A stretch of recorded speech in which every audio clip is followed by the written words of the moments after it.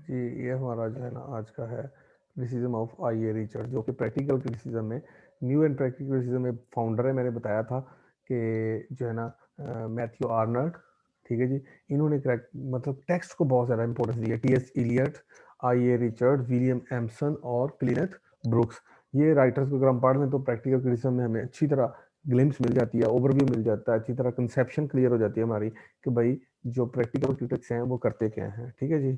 तो अब हम इसके थोड़ा सा अबाउट द क्रिटिक, ठीक है जी। फुल नेम है Ivoire Armstrong Richards, born on 26 फरवरी 1893, ठीक है जी, इंग्लैंड के अंदर, डाइड 1979, ठीक है जी। ऑक्यूपेशन क्या था? Critic, poet, teacher. तो उसके बाद आल्मा मैटर क्या था इसका? ये कहाँ पर पढ़ा है? कैम्ब्रिज के अंदर। Writings, the meaning of meaning, principles of literary criticism and practical criticism, ठीक है। ये प्रैक्टिकल क्रिटिसिज्म को हमने थोड़ा पढ़ना है क्योंकि हमारा ये इसका इससे रिलेटेड है। About the critic, I Richard influence both sides of Atlantic, Europe and American, with his valuable work of literature. अच्छा, एक चीज मैं बताऊं आपको, रशियन फॉर्मलिज्म और ये वाली जो मूवमेंट है तकरीबन सेम है, ठीक है जी। ये जरा एंग्लो अमेरिकन है, इसमें जो है ना एक ये बंदा इन्वॉल्व है, आई रिचर्ड्स, ठीक है जी। और दूसरा जो है ना T S. Eliot, he was born in America, lived in Europe, and this is a person who born in England and lived almost all his life in America. So इसलिए इनको एंग्लो अमेरिकन भी कहा जाता है, ये वाली मूवमेंट। और Russian formalism concept basically तकरीबन सेम है, सिमिलरिटी काफी ज्यादा है इनके अंदर, लेकिन ये टेक्स्ट ओरिएंटेड ही अप्रोच है, ठीक है जी। तो ये टेक्स्ट ओरिएंटेड अप्रोच है इसमें, ठीक है। टेक्स्ट को बहुत ज्यादा इंपॉर्टेंस देते हैं ये लोग। तो he is considered one of the pioneers of new criticism, ठीक है जी। न्यू क्रिटिसिज्म और प्रैक्टिकल क्रिटिसिज्म में कोई फर्क तकरीबन नहीं है, मैंने बताया था, क्योंकि जब आप न्यू क्रिटिसिज्म के साथ देखते हैं तो ओल्ड क्रिटिसिज्म को आप भूल जाते हैं। ओल्ड क्रिटिसिज्म में क्या होता था कि biographical approach, pre conceived notions, socio political situation को देखा जाता था, जबकि न्यू क्रिटिसिज्म में क्या है, practical aspect of the text को देखा जाता है। सिर्फ और सिर्फ टेक्स्ट ओरिएंटेड ये अप्रोच है, ठीक है जी।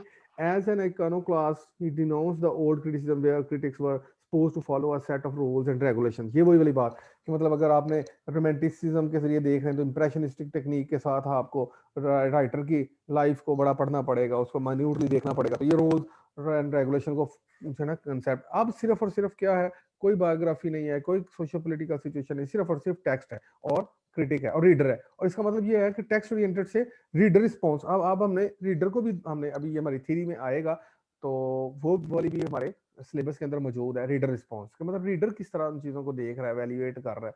तो according to him, criticism is not mere application of set of rules and intuition. तो कहता है क्रिटिसिज्म ये जो है ना सिर्फ और सिर्फ कैनन्स जो डिस्क्राइब कर देंगे वही नहीं है, बल्कि कुछ प्रैक्टिकल एस्पेक्ट भी आते हैं।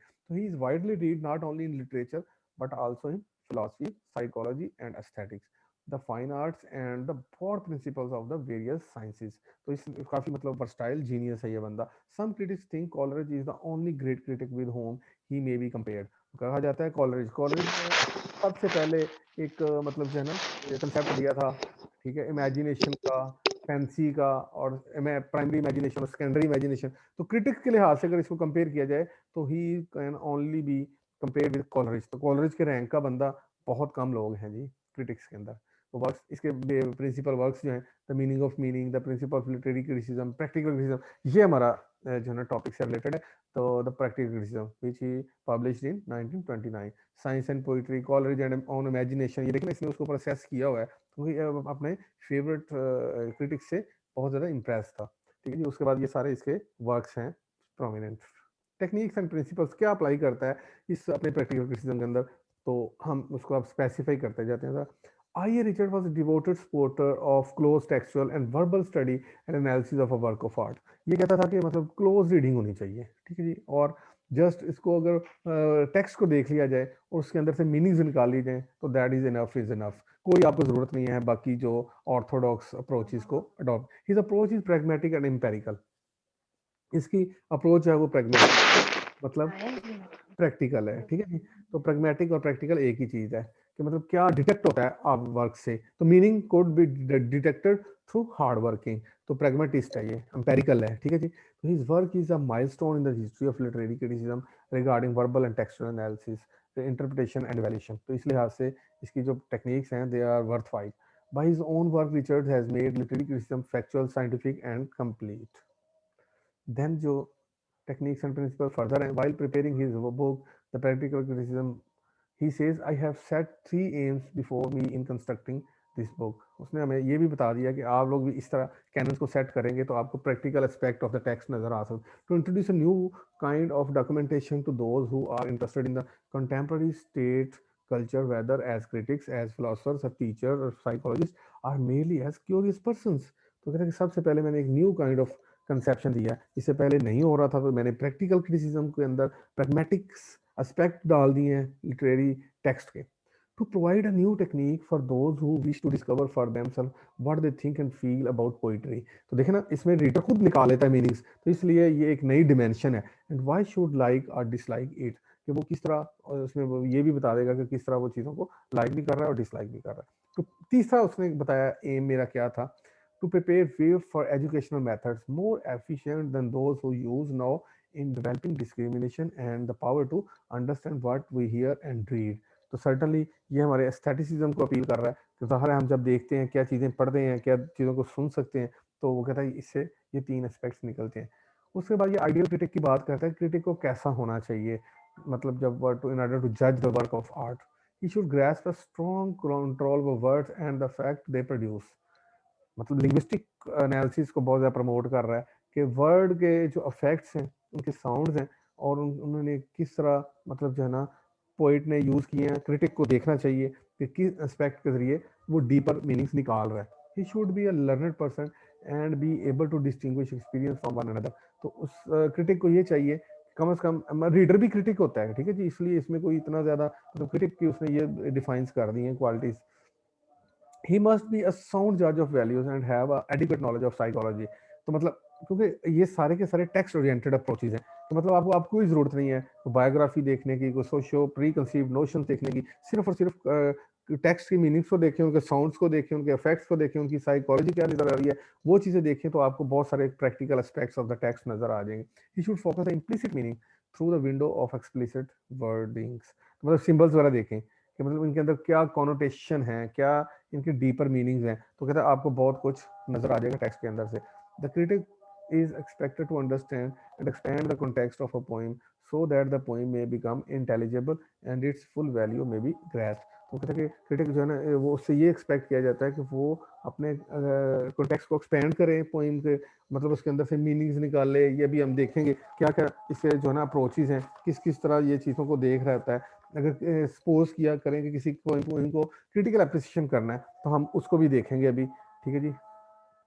टेक्सुअल एनालिसिस के लिए पोइट के पास क्या कैनन्स होने चाहिए, क्रिटिक के पास या रीडर के पास क्या होने चाहिए. Is the poet writes to communicate and language is the means of communication. Language is the basic source जिसके जरिए वो आपके साथ बात कर रहा है. अदरवाइज लैंग्वेज की जो साउंड है, ठीक है, उसके अंदर मीनिंग भी कुछ होते हैं attach. He is made of words, language is made of words and hence the study of words is all important if we are to understand the meaning of a work of art.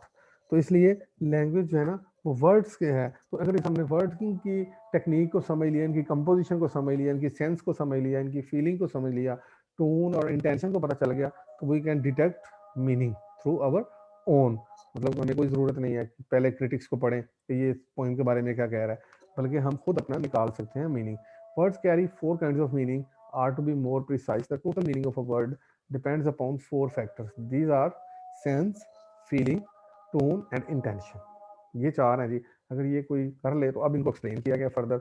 Something that is communicated by the plain literal meaning of the word. Sense किसे कहते हैं, तो मतलब जो है ना, जो literal meanings के साथ जो वर्ड्स को एक्सप्लेन किया जाता है, जैसे कोई बात बताई जाए किसी पोइम के अंदर, तो मतलब आप उसके जो मीनिंग्स ले रहे हैं, ठीक है जी. जैसे एक पोइम लैयर है, ठीक है जी, तो लैयर पोइम के अंदर सेंस क्या बना रहा है पोइट, कम्युनिकेट क्या करना चाहता है कि आज मॉडर्न मैन बहुत बिजी हो चुका है. एक ये W.H. डेविस की एक पोइम है, तो हम उसको अगर टेक्सचुअल एनालिसिस करें तो उसके अंदर से किस तरह वो कम्युनिकेट कर रहा है, हमें सेंस ये दे रहा है कि modern man has become very much busy. अब उसके बाद वो कुछ टेक्निक्स भी यूज़ करेगा.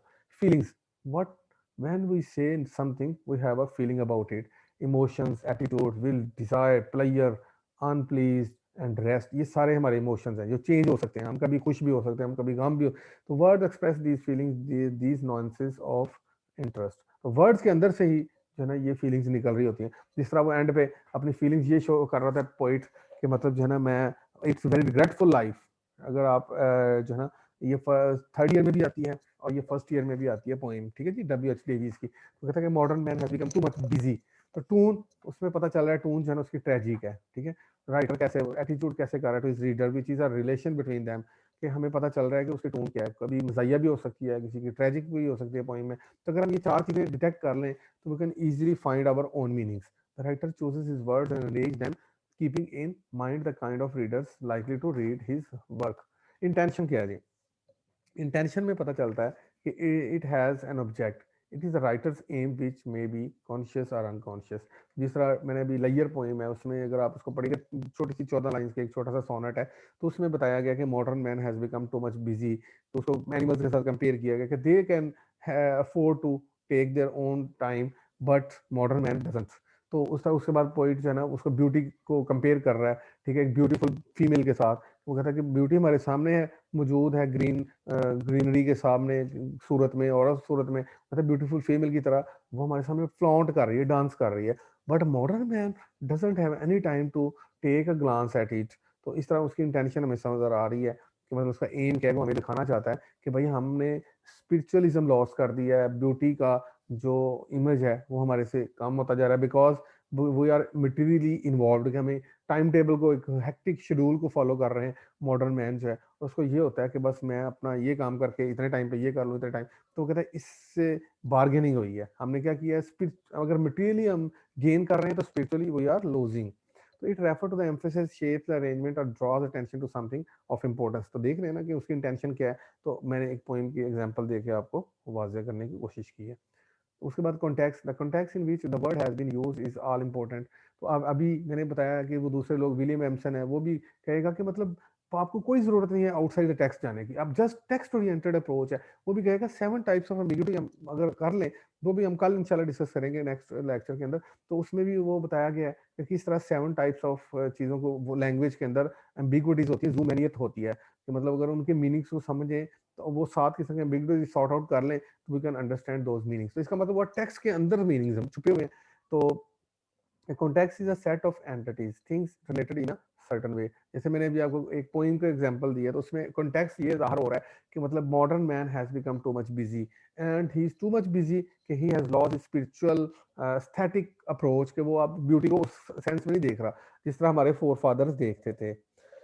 उसके बाद words are symbols are signs and they deliver their full meaning only in a particular context.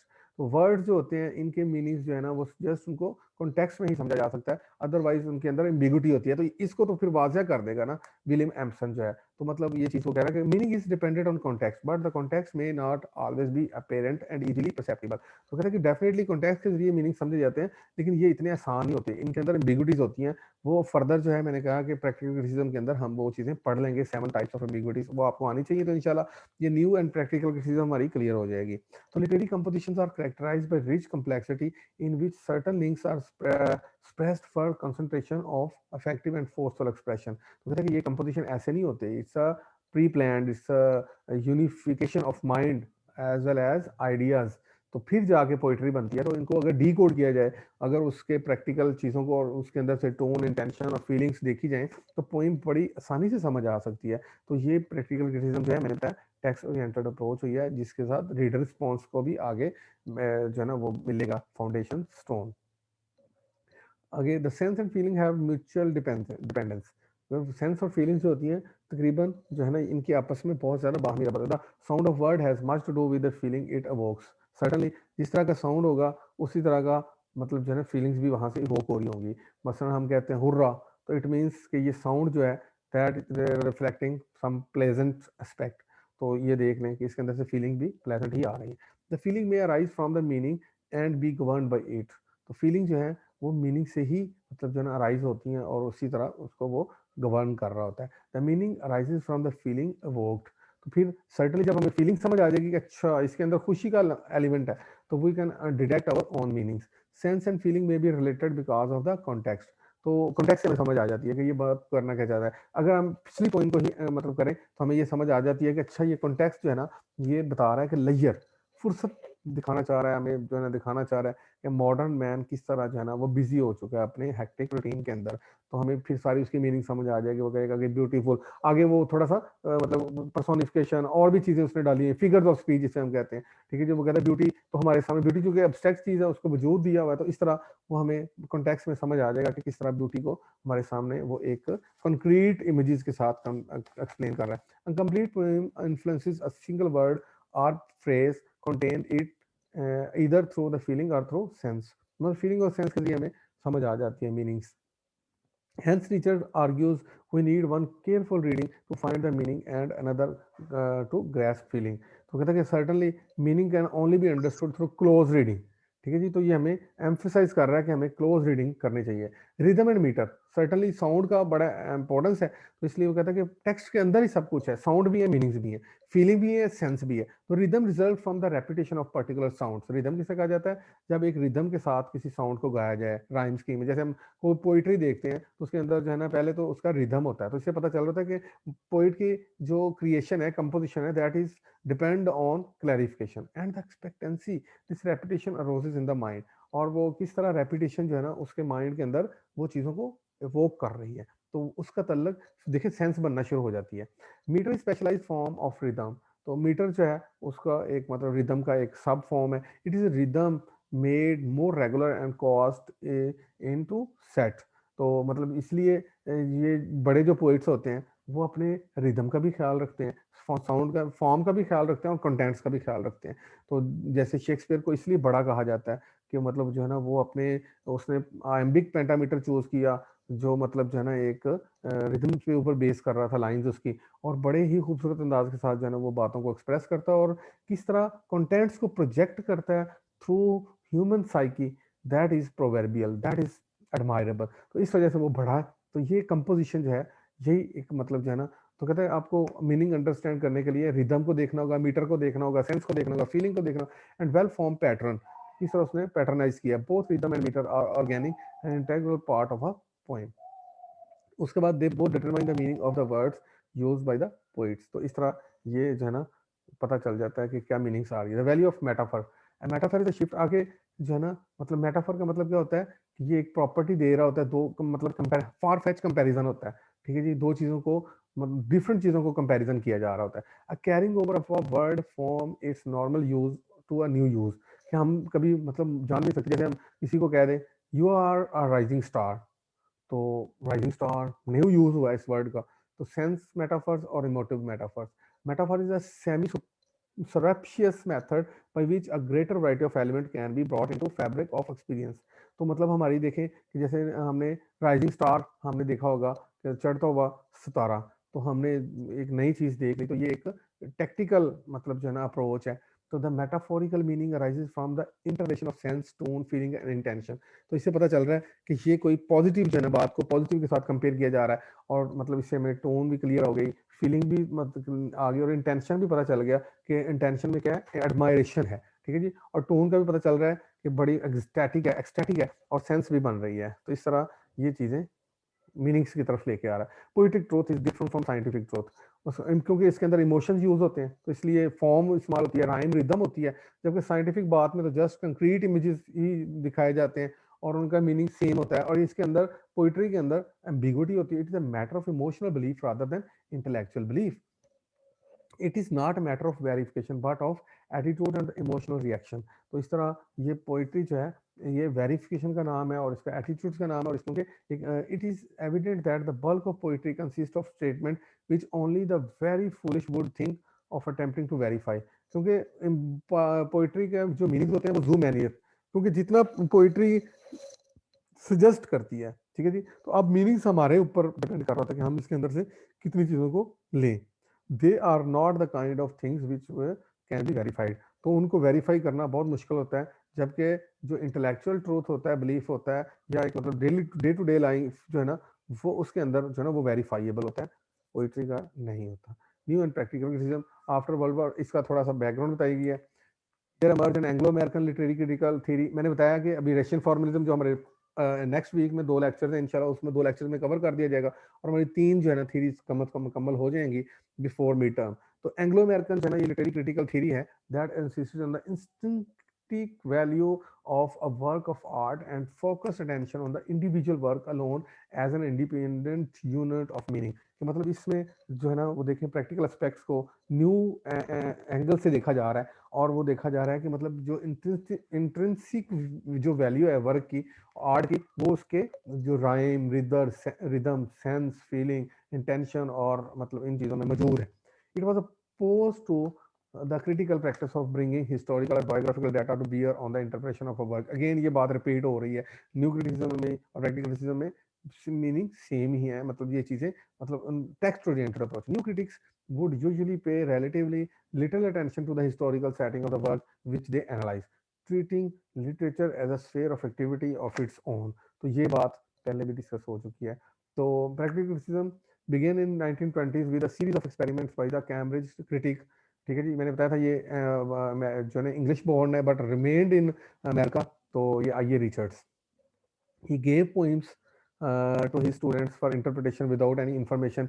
तो ये देखें इसने ना मतलब जो है ना बगैर किसी इंफॉर्मेशन के पोइट्स को दो अपने पोइट्स को स्टूडेंट्स को दो हिस्सों में तकसीम कर दिया और इसने कहा कि इसको इंटरप्रेट करो, इसके अंदर से मीनिंग्स निकालो about the poet, it's title और व्हेन दे वर रिटन। उन्होंने उनका कोई लिटरेरी सोशल पोलिटिकल बैकग्राउंड भी नहीं बताया, ना पोइट के बारे में बताया, कोई इन्फॉर्मेशन ना दी। तो in the practical criticism publish in 1929 he mention the results of his experiments. उसने ये भी बताया कि फिर जो उन बच्चों को मैंने ये बैकग्राउंड जरा भी नहीं बताई थी, जस्ट पोइम्स थी और उनको इंटरप्रेट करने के लिए दिया, तो they were able to make found out too much meanings instead of those who were informed about the poet, that its title, its background and how when it was written। तो उनको मुश्किल था उनके लिए मीनिंग्स निकालना। ठीक है, the objective of his work was to encourage student to concentrate on the words on the page. तो इसका ये जो क्रक्स है वो यही है प्रैक्टिकल क्रिटिसिज्म का और न्यू क्रिटिसिज्म का कि ये जस्ट पेज के ऊपर वर्ड जो है टेक्स्ट ओरिएंटेड है कि आप इसके अंदर से मीनिंग खुद निकालें। तो ये आगे चल के रीडर रिस्पॉन्स थ्योरी के अंदर भी आ जाएगा कि रीडर जो है वो अपनी मीनिंग्स खुद निकाले। ठीक है, rather than relying on preconceived notion और received beliefs about a text. उसके बाद early important works in the tradition were those of the English critic I.A. Richards, practical criticism, William Empson, seven types of ambiguity, ये भी इंशाल्लाह हम कल जो है डिस्कस करेंगे।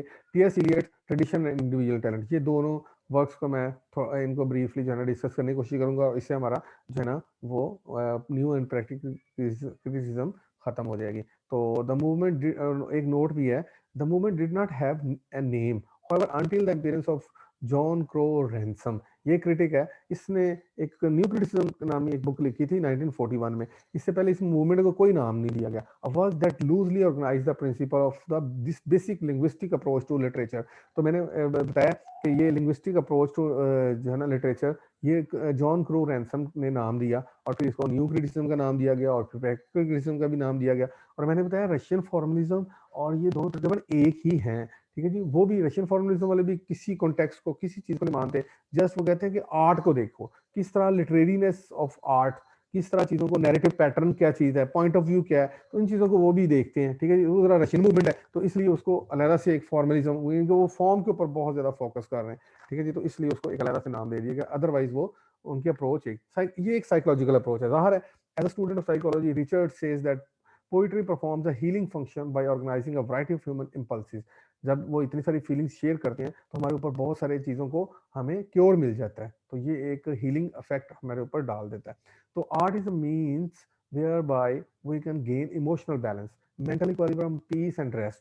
तो ये देखें हम पढ़ते हैं, हमें कुछ चीज़ें समझ आती हैं क्योंकि life is almost uneasy to understand its true meaning. तो कहते हैं कि कम से कम हमें कुछ एक वेरिफिकेशन मिल जाती है, कुछ एक डायमेंशन मिल जाती है कि हमने कैसे इन चीज़ों को समझना है। And it enables human mind to organize itself. तो कहता है कि इससे हमें ऑर्गेनाइजेशन लाइफ में मिल जाती है, डिसओरिएंटेड लाइफ के अंदर कुछ ऑर्गेनाइजेशन, कुछ ओरिएंटलिज्म हमें मिल जाती है, orientation। A society in which arts are freely cultivated तो exhibits better mental and emotional channels, calmness than the societies in which art not valued। तो कहता है कि इस तरह इतना ज़्यादा ये अप्रोच है कि आर्ट जो है वो हमें कल्टिवेटेड और बेटर हमारे मेंटल इमोशनल चीज़ों को जो है ना वो ज़्यादा एग्जिबिट करने का मौका देती है, बजाय इसके कि उन सोसाइटीज़ के जहाँ पर आर्ट को अच्छी तरह वैल्यू नहीं किया जाता। Through art, a state of mind is produced in which all the faculties are alive and active, and pleasure results from their harmonious adjustment. तो वो कहता है कि इससे मीनिंग्स जो है ना अंडरस्टैंड होने में, हार्मनी डेवलप होने में काफ़ी ज़्यादा मदद मिलती है. आर्ट जो है, art is a, what is the meaning of art? Art is a skill. So all the complex thoughts, feelings, and desire which are stimulated are all together put into an order, leading to mental peace and pleasure. Certainly, ये एक psychological सारे healing effects हैं जिनके ऊपर highlight किया गया है. मतलब जो टेक्स्ट ओरिएंटेड अप्रोच है वो हमारे ऊपर क्या चीज़ें डालती है, असर क्या, उनके इफेक्ट्स क्या हैं. मतलब आर्ट का ज़ाहिर है एक मतलब जो सेंस बनी है हमारे इंटेंशन में जब पता चल गया, हमें टून समझ आ गई. For Richard this form of close analysis of anonymous poems was finally intended to have psychological benefits for the students. तो उनको ज़ाहिर है अपने रियल लाइफ के साथ, रीडर रिस्पॉन्स के साथ उनको मौका मिला, तो वो जो क्रिटिक्स थे, जो रीडर क्रिटिक्स बन जाता है, वो उनको कभी एक बेनिफिट्स मिले. by responding to all the stream of emotions and meaning in the poem, the students were to achieve that Richard called the organized response.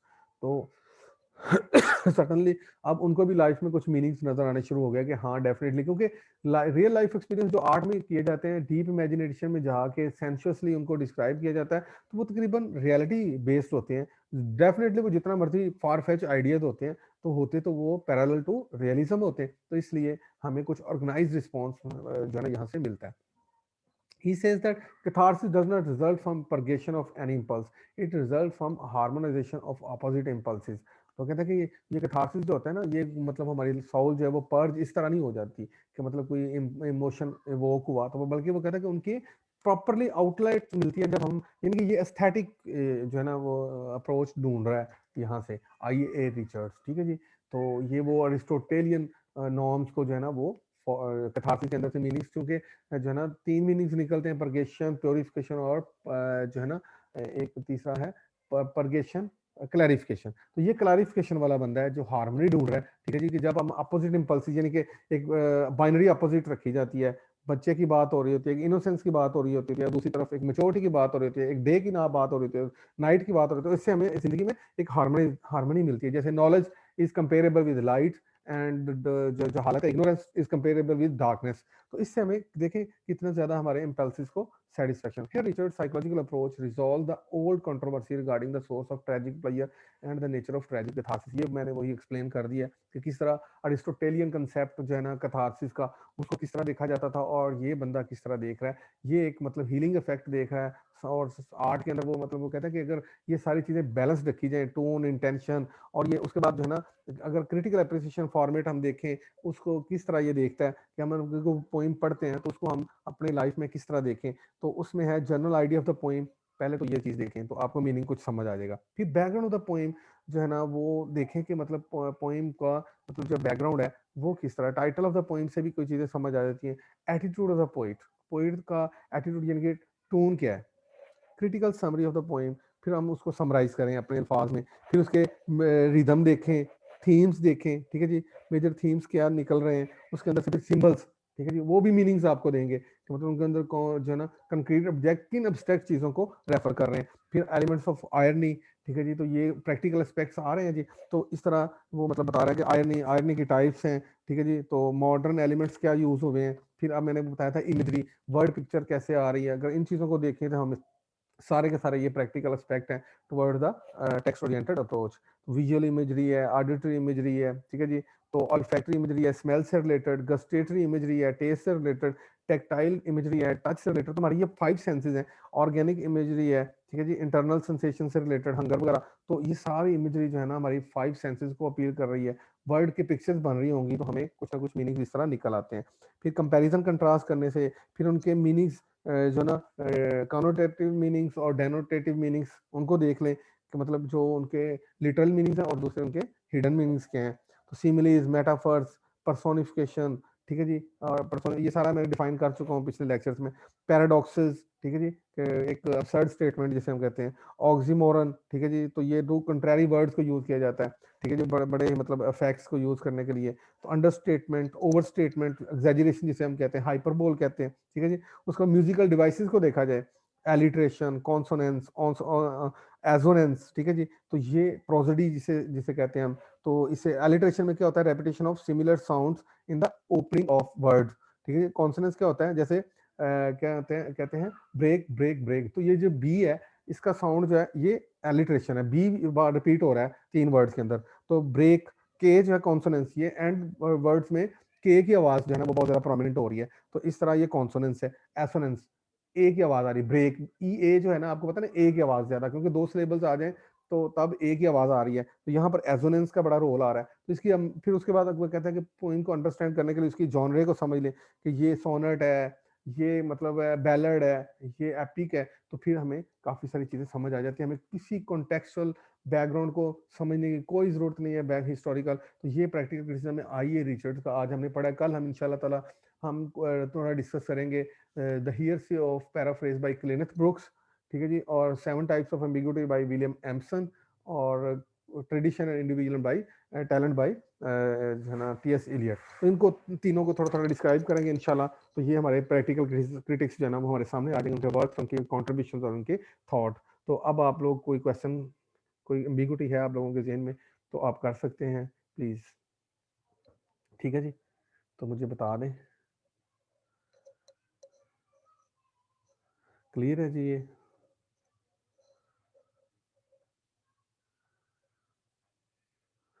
और उसके अलावा बेटा ये मुझे ना इसका स्क्रीनशॉट लेके तो ये भी दे दीजिएगा अटेंडेंस शीट का, जो भी आपकी जीआर है, ठीक है जी, और ताकि वो मैं जो है ना इसको कर सकूं। तो thank you, I am signing off.